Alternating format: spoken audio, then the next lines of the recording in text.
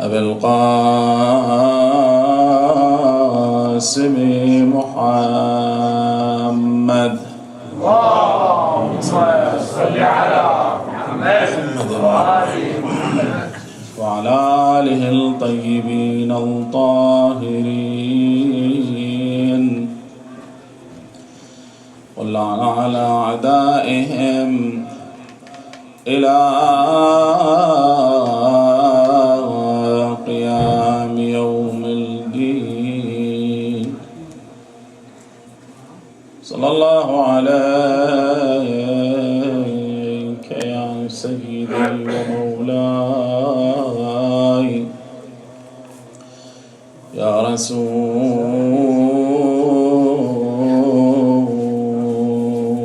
الله، وعلى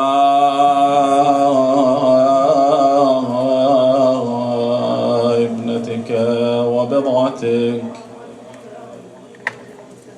قلبك وروحك التي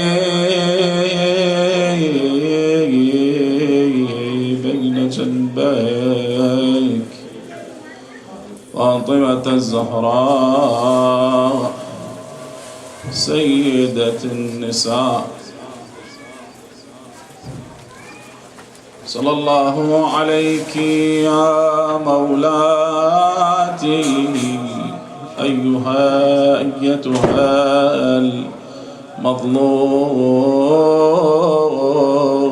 المظلومة المغفورة، وعلى بعلك وولديك الحسن والحسين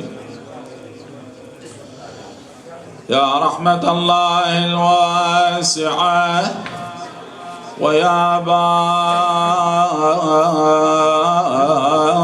نجاة الأمة، ما خاب من تمسك بكم سادتي وأمنا من لجأ إليكم. يا ليتنا كنا معكم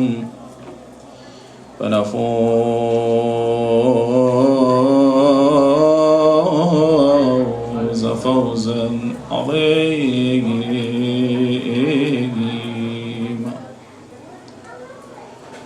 هذه الليلة ليلة شهادة مولاتنا فاطمة، نتوجه بالعزاء إلى أبيها المصطفى ونقول عظم الله لك الأجر سيدي يا رسول الله. عظم الله لك الأجر سيدي يا أمير المؤمنين. عظم الله لكم الأجر سيدي يا أبا محمد الحسن وسيدي يا أبا عبد الله بشهادة أمكما فاطمة الزهراء. عظم الله لك الأجر سيدتي زينب أيتها الغريبة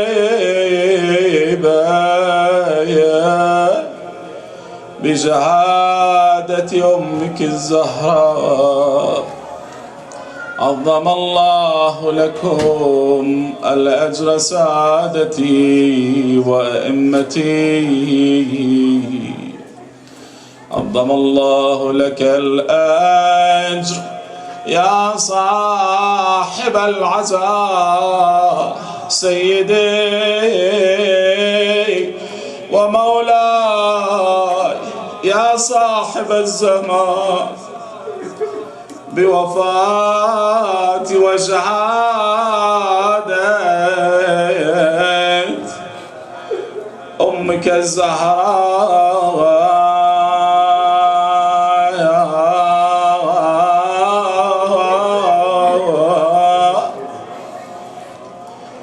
ونقول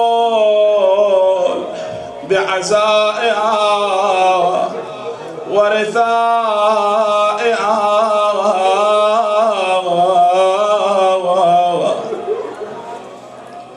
لولا سقوط جنين فاطمة لما سيدي ومولاي أس المصائب أصل المصائب ما جرى على أهل البيت من المصائب مبدأها بالزهراء، لولا سقوط جنين فاطمة لما أذي لها في كربلاء جنين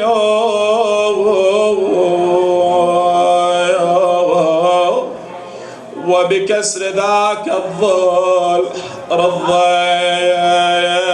أضلعون في طيها سر الإله مكون،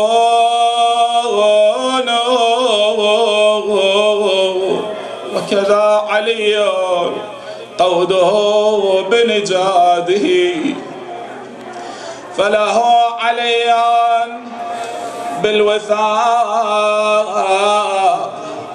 قرين، وكما لفاطمة رنة من خلفي لبناتها خلف العليل رنين، وبقطعهم تلك الأراكة دونها قطعت يد في كربلاء ووتين، وكأني بلسان حال فاطمة الزهراء يقول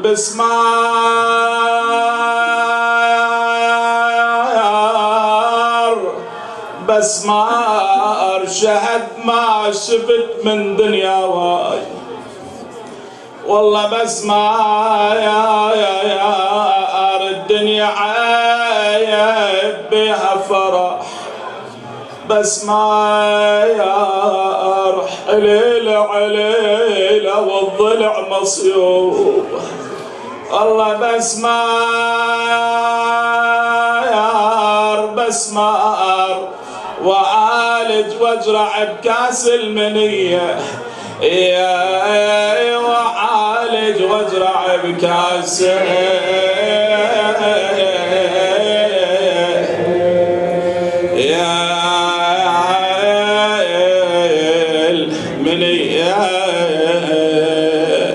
لا حول ولا قوة إلا بالله.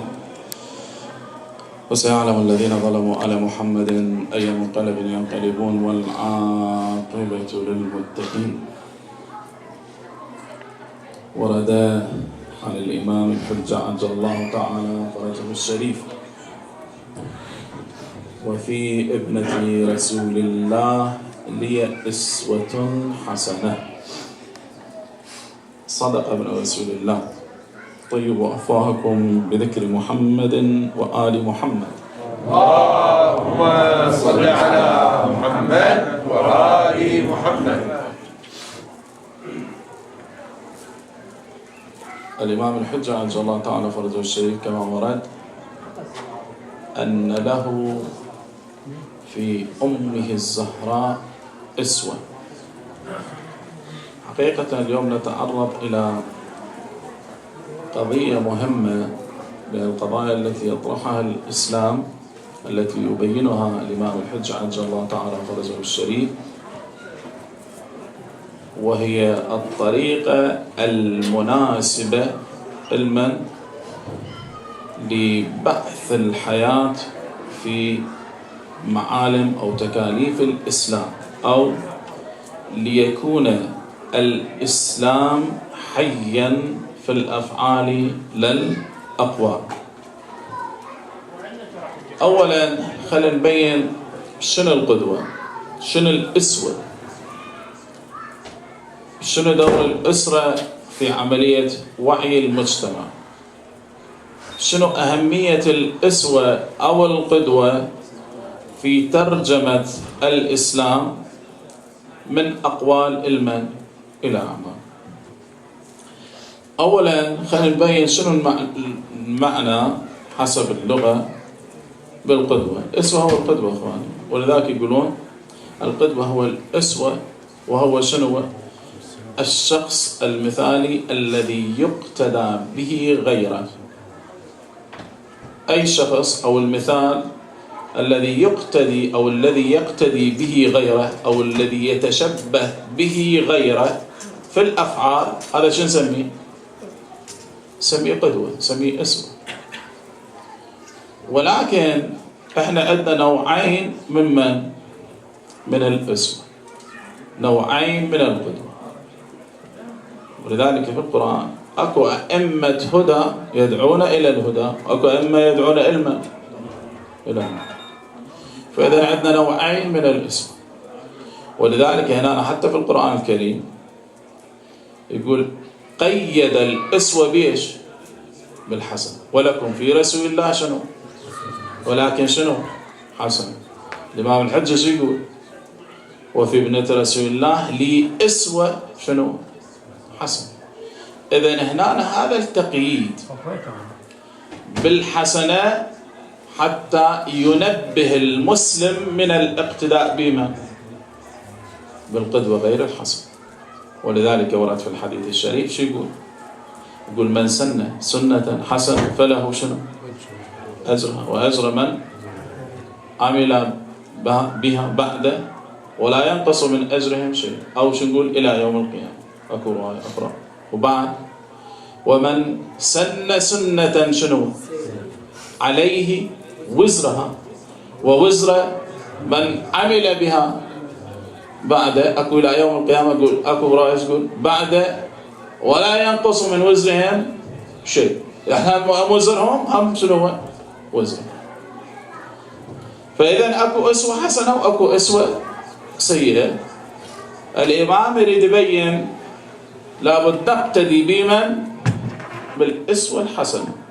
ولذلك إخواني كنا نلتفت، إحنا الآن حقيقة نعيش في زمن شنو؟ زمن فتنة. كثير من علمائنا يقولوا نحن نعيش في إرهاصات الظهور، يعني عصر ما؟ عصر ظهور الإمام الماسك على دينه شنو؟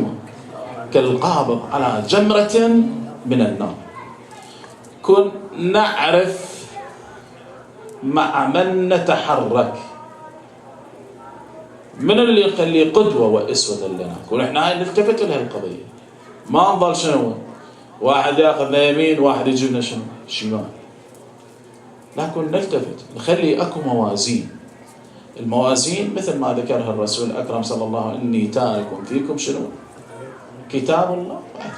كل واحد يأتي بشيء خلاف الكتاب أو خلاف ما ورد من الصحيح بالسنة الرسول أو سنة أهل البيت، هذا شو ناخذ به؟ لكن حقيقة نتوقف يعني. ولكن احنا عندنا هذا المعيار، هذا الضابط. مو بس هاي إخواني، كنا نلتفت إلى أمر مهم. هذا الأمر المهم احنا لا يجمعنا ولا يضلنا إلا ما ولاية أهل البيت سلام الله. ما دام متمسكين بولاية أهل البيت احنا وين؟ بالطريق السليم. بمجرد ما نحيد عن الولاية حقيقة أكو عندنا شك بأمر. وأنا ذكرت البارحة على قضية مهمة، والآن اليوم هم أذكر حقيقة لأهميتها. يسأل الإمام الصادق سلام الله يقول أقل الشرك شنو يا ابن رسول الله؟ لأن الولاية واحدة من فوائد الولاية أن تعصم الإنسان من الشرك بالله. قال أقل الشرك أن يبتدع الإنسان شنو رأيا ويحب ويبغض على رأيه، ويحب ويبغض على من؟ على رأيه. إحنا الآن حقيقة بنعيش حالة من التمزق. شنو التمزق؟ أنت مقتنع بهذا المرجع الفلاني، بناءك كل الناس اللي تقلد بقية المراجع ايش بيهم؟ على خطأ وضلال. لا مو بس هذا، وتريد قوة تخليهم يقبلون شنو؟ رأي المرجع مالتك. هذا ما حقيقة مو يعني تكليفه. من تقلد هذا قضية تقليد بينك بين الله، أنت تبحث عن براءة الذمة لا أكثر ولا أقل. يعني أنت مو مسؤول عن من؟ عن الآخرين. من يقول إنه هذا الشخص اللي أنت تقلده أو المرجع اللي تقلده هو شنو؟ أعلى الأحياء. ما تدري، بس أنت عندك اطمئنان. فهي قضية بينك ما بين الله. مراجعنا كلهم مقدسين، كلهم أفنوا حياتهم في هذا الطريق، طريق خدمة أهل البيت. أقل ما نقدمه لهم هو شنو؟ الاحترام والتقديس. لا نتحدث ولا نتقاتل فيما بيننا على هالأساس. هذا يرجع إلى هذه القضية. أنت في قناعتك، أنت عندك رأي وتحب وتبغض على هذا الرأي. كنا نلتفت إلى هذا الأمر. إنه يرجعون العلماء يقولون القدوة أيضا قسمين: قدوة مطلقة وقدوة شنو مقيدة. شنو القدوة المطلقة وشنو المقيدة؟ القدوة المطلقة لما لا تكون هذه القدوة، هذه الصفة من القدوة إلا للمعصوم اللي هم منهم الأنبياء وأئمة الهدى. شنو القدوة المطلقة؟ يعني أنك تقلد شخصا في كل شيء، قوله، فعله، حركاته، سكناته، كل ما يخرج منه شنو صحيح، هيك تقلد. يعني يقول هذا لا يكون إلا من المعصوم.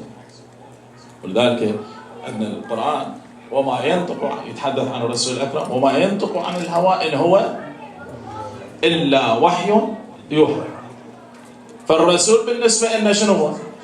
قدوة مطلقة نقلده في كل شيء، لأن ما يبدر منه شنو خطأ. هاي الأصل. كذلك الأنبياء السابقين وأئمة الهدى سلام الله. فهنا لما ذكر الإمام الحجة عجل الله تعالى فرجه الشريف لفاطمة الزهراء ولي أو وفي ابنة رسول الله لي أسوة، معناتها شنو؟ مطلقة حسنة. المقيدة من؟ هاي الناس الصالحين، الناس اللي واصلين إلى درجة من الدرجات الكبيرة من الإيمان. هذول احنا نقلدهم ونقتدي بهم. يقول ولكن اقتدادنا بهم شنو؟ مقيد. لأن هذا يبقى الإنسان ويبقى تحت من؟ تحت ضغط معين. يبقى ممكن يخطأ وممكن شنو؟ يصيب. بما فيهم مراجعنا نقتدي بأفعالهم، نقتدي بسلوكهم، ولكن مو كل حركاتهم وسكناتهم شبيه يقول صحيح. ليش؟ مو محصومين. ماكو واحد يدعي على أن المراجع يشبيهم، ماكو هيك.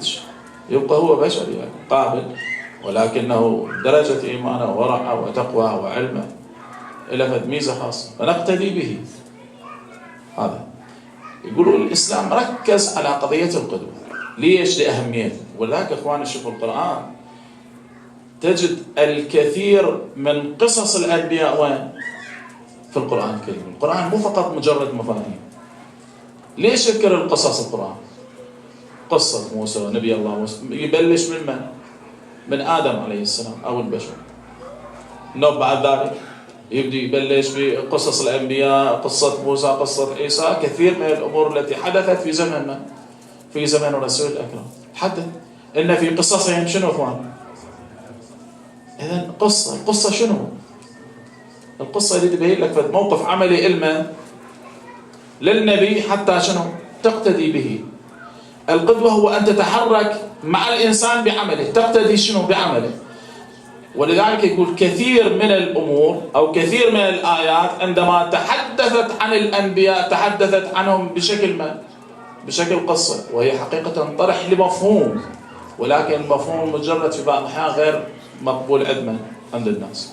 فيقول القرآن بين قضية القدوة وأهمية القدوة. الإمام الصادق سلام الله عليه شو يقول؟ يقول كونوا لنا دعاة بإيش؟ بأفعالكم لا بأقوالكم. لأخوان الأقوال تأخذ معاني شبيهة متعددة، ولكن الإنسان لما يريد يترجم فعل من الأفعال أو قضية من القضايا أو مفهوم من المفاهيم، لو يترجم بعمل يكون مؤثر في النفوس أكثر، لو لا يكون مؤثر في النفوس أكثر. ولذلك شوف يقول طبيعة الإنسان، هاي واحدة من الأمور المهمة اللي تبين أهمية القدوة. يقول طبيعة الإنسان، فطرة الإنسان تخليه يتأثر بالقصة أو بالرواية أكثر مما لو تحكي له عن مفهوم ما شنو ساعات وساعات. ولذلك إخواني هسه خلينا نتحدث مثلا على سبيل المثال عن الإيثار، وأقول لكم الإيثار هيك والإيثار هيك، وأجيب الإيثار وأخذه وتفصيله وأقسامه وهذا. لكن عندما نتحدث احنا عن آل البيت يوصفهم القرآن بهذه الآية: ويطعمون الطعام على حبه مسكينا ويتيما وأسيرا. ولكن شنو؟ إنما نطعمكم علما لا نريد منكم جزاء ولا شكور. تريد تأخذ هذه الآية شو تقول؟ تقول إيثار، هذا قمة الإيثار. تريد تتحدث عن من؟ عن الإخلاص. إنما نطعمكم علما، ماكو شيء آخر. مو تريد تبين مقدار حبهم لله. إنما نطعمكم ويطعمون الطعام على حبه. يعني أنت لما تريد تتحدث عن أهل البيت، فاطمة الزهراء واحدة من أهل البيت أصحاب الكساء، تشوف إيثارها، إخلاصها، حبها لله عز وجل. ولذلك أحد علمائنا يقول شوف قضية حب الله عز وجل متشبع بمن؟ بقلب أهل البيت. يعني قلوب أهل البيت ممتلئة بمن؟ بحب الله. يقول الطبيعة البشرية لما الواحد يقول تروح يعني قضية الموت شو يصير عنده؟ يصير عنده خوف من عندها، وجل. ليش؟ لأنه هو يعيش الحياة الدنيا يعرف، بس الموت ايش بيه بالنسبة إليه؟ مجهول، يخاف من عنده، يقول يعيش منه وجل. بينما فاطمة الزهراء سلام الله عليها هاي ليلة شهادتها، لما يحدثها الرسول الأكرم صلى الله عليه وآله وسلم ويبلغها بموته، يقول تحزن. شوي هناك يقول تبسمت، استغربوا بلحظة واحدة، حزنت وتبسمت.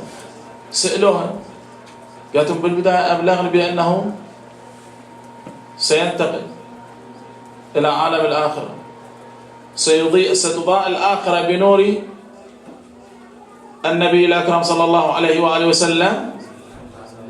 يقولوا بعد ذلك يقول فحزنت علما لفراقه. يقول ثم قال لي بأنك أقرب الناس شنو لحوما. تبسم. واحد يتبسم للانتقال من حياة الدنيا لحياة الآخرة، هذا شنو معناته؟ معناته واصل درجة من الدرجات والارتباط بالله عز وجل بحيث لا يشغله عن ذكر الله شنو شيء. ولذلك الإمام الحسين سلام الله عليه وهو في قمة اليوم العاشر من المحرم، الرواة تقول تركت الخلق شنو ضر فيها وأيتمت العيال لكي أراك ولو قطعت في حبك إربا لما ما الفؤاد يحشو فنان. فالدرجة من درجات الارتباط بالله عز وجل شقد عظيمة. يعني حقيقة إذا واحد يريد يتصور يقول يعني الإمام قدم كل شيء لله عز وجل. فاطمة الزهراء قدمت كل شيء علما، لله عز وجل بحيث وصلت إلى حالة من التبسم عندما أبلغها الرسول الأكرم بأنه شنو؟ ستكون أقرب الناس لحبها. ولذلك يقولون أثر القدوة في قلوب الناس عندما تحدثه بقصة أفضل مما أفضل ما تحدث بنظرية. أهل البيت سلام الله عليهم لما احنا نقول ترجمان القرآن، إخواني شو يعني ترجمان القرآن؟ هاي المفاهيم القرآنية اللي موجودة ترجموها علما إلى فعل. ولذلك شوف القرآن الكريم الله عز وجل يخاطب المنكبر مقتا أن تقولوا شنو؟ يا أيها الذين آمنوا لا تقولوا ما لا تفعلون. يعني أنت القول إخواني سهل الاعتبار، ولكن العمل ايش بيه؟ العمل صعب. ولذلك يعبر عن القرآن خطاب للمؤمنين، مو خطاب علما لعامة الناس.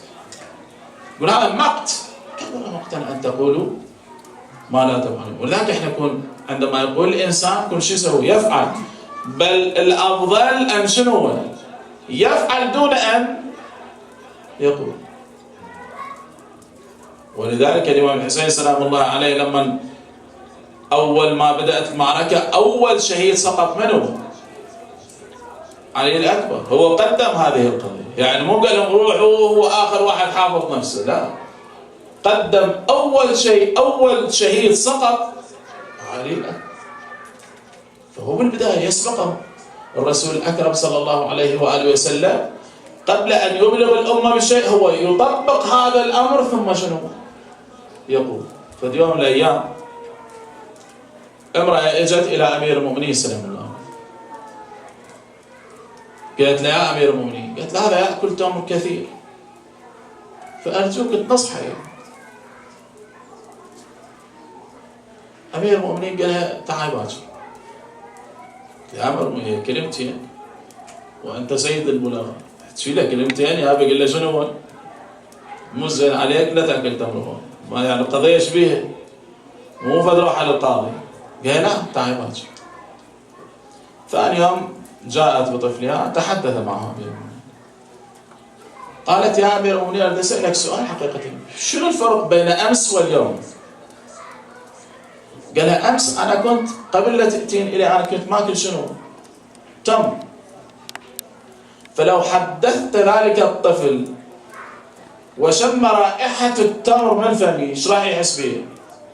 أنا لست بصادق، يعني أنا أكل تمر وأنهي الناس عن أنهي الطفل عن أن يقلل من أكل التمر، ولكن اليوم أنا ما أكلت أصلا، فلو حدثته ايش راح يكون؟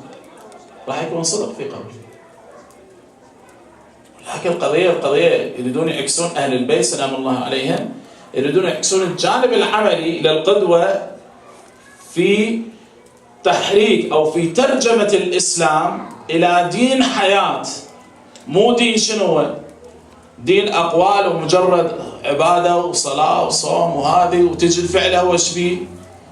أصلا لا صلاة شبيهة مقبولة ولا صوم مقبول ولا كل من عبادات شبيهة مقبول. ليش؟ لأن فعله 100% يختلف مع من؟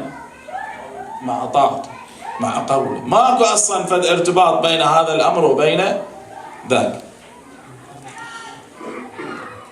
في يوم من الأيام جاء رجل إلى الرسول الأكرم صلى الله عليه وسلم، رجل بدوي دخل إلى المسجد، قال يا رسول الله أنا جوعان فأشبعني، أنا جوع.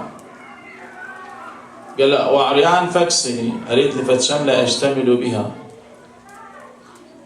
قال له وأريد من يوصلني إلى بيتي، ظهر في المنطقة أكثر من هذا أنا ما أريد. الرسول قال له الدال على الخير كفاعله. قال له أنا سأرسلك إلى بيت يحب الله ورسوله ويحبه الله ورسوله. قال البلال أرسله إلما إلى دار فاطمة. طرق الباب يقول هذا من؟ بلال قال هذا شخص، هذا قصتي أرسله الرسول. يقول هي كانت عندها فد جلد مدبوغ أعطته، قال أنا طلبت فد شيء، هذا كان ينام عليه الحسنات وهذا يعني فراشه. قال فما طالب هاي القضية. يقول عندها قلادة في عنقها قطعتها وأعطتها علما لهذا الرجل، قالت عسى الله أن يصنع لك بها شيئا، اذهب وبعها. دخل إلى المسجد، سأل الرسول الأكرم صلى الله عليه وآله وسلم. شوف هنا قضية الإيثار إخواني، إحنا يعني شوف الإنسان أهل البيت لما نتحدث عنهم، فاطمة الزهراء لما نتحدث عنها، حقيقة إحنا حتى قضية القدوة، أنت لما تريد تقتدي لك بواحد تكون تصل إلى درجة من درجات المعرفة به، وإن شاء الله راح نبينها إنه إحنا شلون عندنا حب وولاء لأهل البيت، ولكن هل نتخذهم قدوة لنا في كل شيء؟ حقيقة هذا بعد كل إنسان هو أدرى بحاله. يقول جاء هذا الرجل أبلغه، قال أعطتني هذه القلادة وقال عسى الله عز وجل أن يصنع لك بها شيئا. يقول عمار كان عنده أكو فد مبلغ من الغنائم أحد الغزوات، الرسول قال من يشتري هذا العقد؟ عمار قال أنا. قال أنت بكم تطلب؟ قال بشبعة بطن من اللحم والخبز ثريد يأكله. قال له بشملة أشتمل بها، فد عبارة يابانية، فد شيء ألبسه. قال له أريد لفد شيء أكبر أنه إلى أن أصل إلى بيتي. عمار كان عنده فد مبلغ من المال، أعطاه 20 دينار، ما أدري كم درهم، فد 200 أو أكثر من الدراهم. قال له الشبعة تعال أنا اليوم هماتين راح شنو أشبعك. مو بس هذا، قال له هذه فرسي، غير الفلوس وغير الشبعة وغير الرداء مالته اللي اياه، قال له هذه فرسي خذها حتى تصل. يقول هذا الرجال استانس وانطال عقد علما إلى عمار. عمار هم أخذ طيب هذا شنو العقد ووضعه وين بقطعة من القماش وأعطاه لعبد من عبيده. قال له خذه إلى رسول الله وأنت له. اجى هذا العبد مستأنس، قال يا رسول الله عمار قد أعطاني هذا العقد ووهبني لك. الرسول قال له قبلت الهبة، فاذهب أنت والعقد علما لفاطمة، وهبتك لفاطمة. هذا أخذ العقد، طرق الباب على فاطمة الزهراء، قال هذا العقد وقد وهبني الرسول لك. قالت أما عقدنا فأرجع علينا وأنت حر لوجه الله.